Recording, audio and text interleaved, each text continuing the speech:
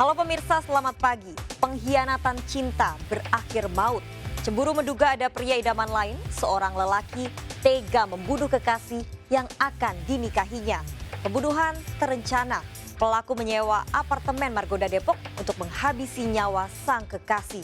Kesal cintanya dibagi pada pria lain, kebencian menutup mata hati pelaku. Saya Rikita Ferlina.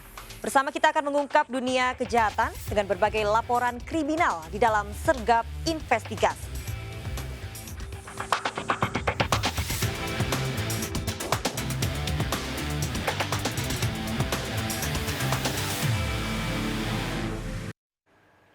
Pemirsa, rasa cemburu seringkali memicu petaka pada hubungan percintaan. Seorang wanita di Depok, Jawa Barat tewas dibunuh kekasihnya yang telah menjalin hubungan asmara selama 3 tahun. Pembunuhan terencana dilakukan di apartemen Margonda Depok yang disewa pelaku. Pelaku cemburu karena kekasih yang akan dinikahinya diduga memiliki pria idaman lain.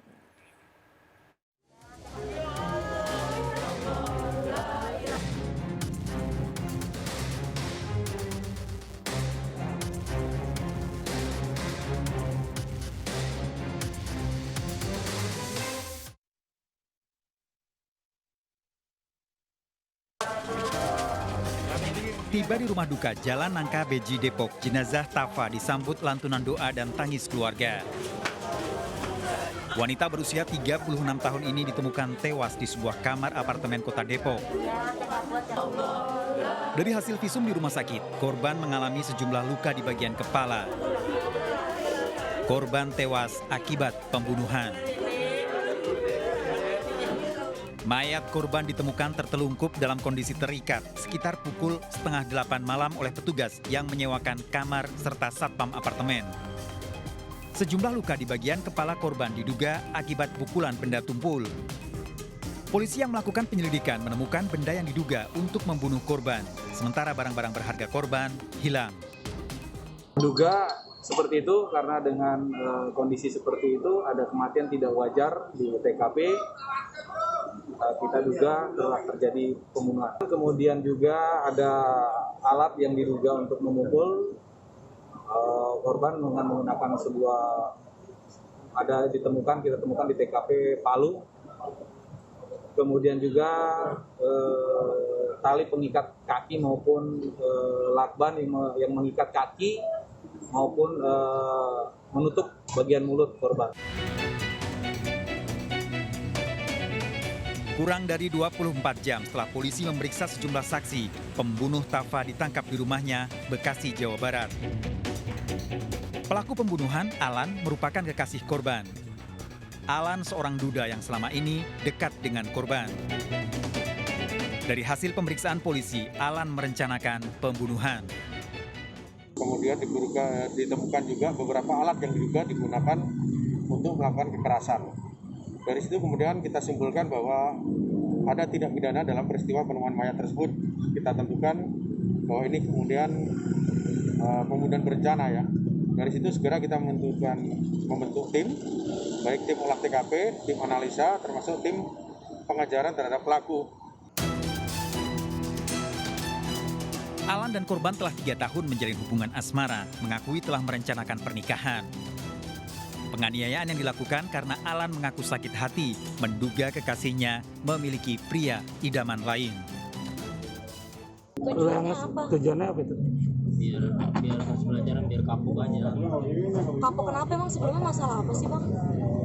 Kita pengen dia bener aja gitu, jadi juga solusi ini. Pindah-pindah cowok gitu? Iya. Alan sebelumnya merencanakan kencan dengan korban di kamar apartemen langganannya. Alan sebelumnya telah 2 kali menyewa kamar apartemen dengan korban untuk berkencan. Alan juga berencana menasihati terkait dugaan hubungan korban dengan pria lain. Ya. Tapi intinya sih mau ngelarin ini gimana sih? Sekarang jalan sama siapa sih? Kamu milih siapa sih kayak gitu? Tapi status lo sama dia masih pacaran? Masih dia ngaku dia masih sayang sama saya. Dia maunya nikah aja sama saya. Cuman nanti bilang ya lupa lah. Masa kalau mau nikah sama gue terus bisa anaknya tidur sama laki lain, jalan sama laki lain gitu. alasannya dia apa? Semua juga orang dia nggak bisa jawab itu. Alan menyewa kamar apartemen dengan tarif Rp175.000 selama 5 jam. Menggunakan identitas sendiri dan menyewa mulai pukul 1 siang. Dari rekaman CCTV, Alan dan korban datang ke apartemen sekitar pukul 1:17 mengendarai sepeda motor dan masuk ke parkiran. Wajah Alan dan korban terekam jelas saat keluar dari parkiran motor.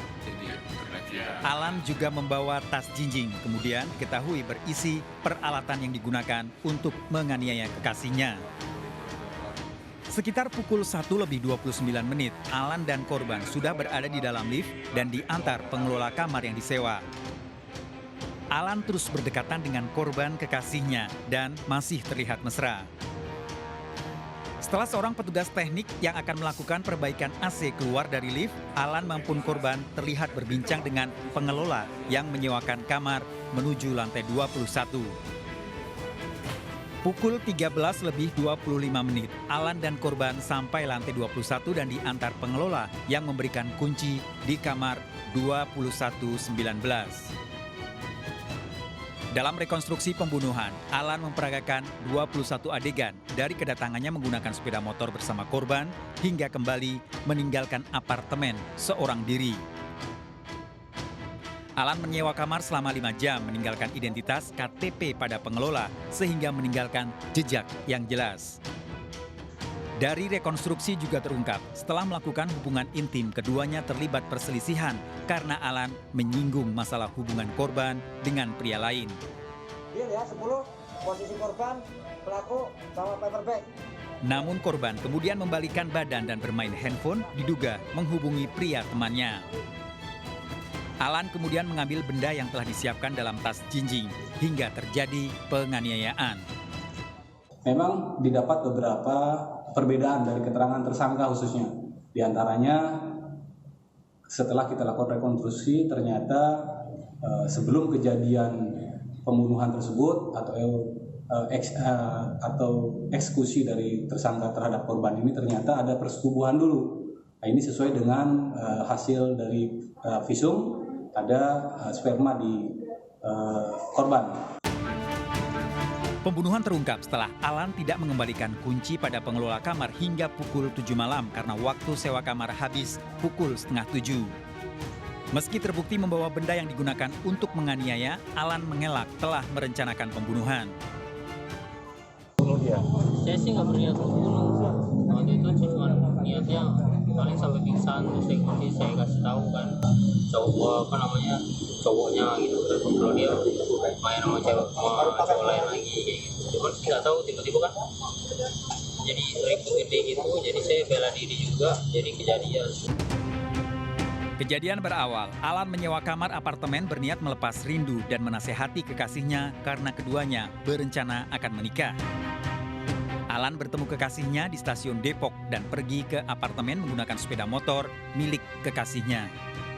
Di dalam kamar setelah melepas rindu, Alan menasehati korban agar tidak mudah dekat dengan pria lain. Namun korban mengabaikan, bahkan menghubungi seorang pria temannya dan membuat Alan cemburu. Saat korban lengah, Alan menganiaya dengan benda tumpul yang telah disiapkan. Korban sempat melawan dan terjatuh ke lantai.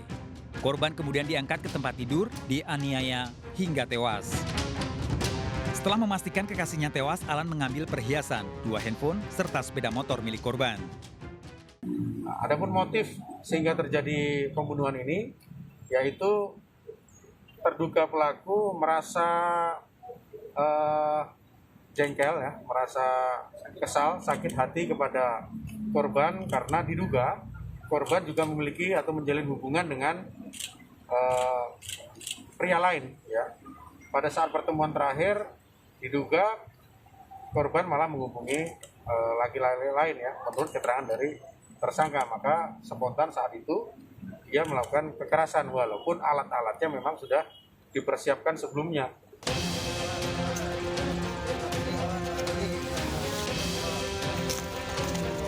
Meski sudah 4 tahun bercerai, korban dan mantan suaminya masih menjalin komunikasi, baik masalah 2 anaknya hingga permasalahan pribadi korban. Korban juga sering menceritakan perilaku Alan, termasuk pencurian yang dilakukan Alan di rumah kontrakan korban. Bahkan terakhir saya bilang jangan hubungi, jangan temui karena memang laki-laki tersebut tidak baik buat kamu. Saya bilang kayak gitu. Cuma Kapan itu itu bang? Waktu abang plus minus kurang lebih sekitar hampir setahun yang lalu ya. 2 kali kejadian, pertama ngambil handphone anak saya tegur beliau, dikembalikan, terus beberapa bulan berikutnya ngambil TV tanpa ada orang di rumah, cuma ada anak saya, akhirnya sampai sekarang belum pernah ketemu lagi. Jadi artinya sering melakukan Sering melakukan. Saya jujur aja kalau saya ketemu, saya masih ingat mukanya seperti kayak gini. Warga Jalan Nangka Beji Depok juga mengenal Alan karena 2 tahun terakhir sering mendatangi rumah kontrakan korban. Alan diketahui sebagai warga Semper Cilincing, Jakarta Utara. Meski Alan mengaku telah merencanakan pernikahan, namun menurut warga sekitar belum pernah menemui orang tua korban. Memang sering kesini katanya pelaku. Sering. Pelakunya. Sering. Tapi nggak jarang kesini, nggak pernah kesini. Jadi nggak pernah, kalau orang tuanya nggak pernah. Orang kemarin saya tanya, nggak pernah kemarin melalui telepon aja. Dia sering komunikasi ya pelakunya ya? Iya Pak. Sama keluarganya nggak pernah komunikasi? Komunikasi melalui telepon. Menurut psikolog Indah Sundari, setiap pasangan baik dalam hubungan pernikahan atau hubungan asmara sebaiknya tetap menjaga kesepakatan termasuk dalam hal kesetiaan. Jika salah satu berkhianat dan merasa nyaman dengan selingkuhannya, maka bisa memunculkan persoalan baru. Ketika kita punya pasangan, itu tuh ada rasa bahwa kita memiliki si orang tersebut. Saya milik dia, dia milik saya gitu. Nah, rasa kepemilikan ini kan yang akhirnya memunculkan keterikatan gitu, bahwa tidak boleh ada orang lain yang memiliki dia. Nah, ketika ada cemburu inilah muncul emosi-emosi negatif, let's say marah, kesal. Mungkin bentuk agresinya ngancur-ngancurin barang di rumah. Ada yang bentuk agresinya ngomel sama pasangannya. Tapi ada juga yang memang bentuk agresinya jadi ke hal-hal yang bentuknya kriminal.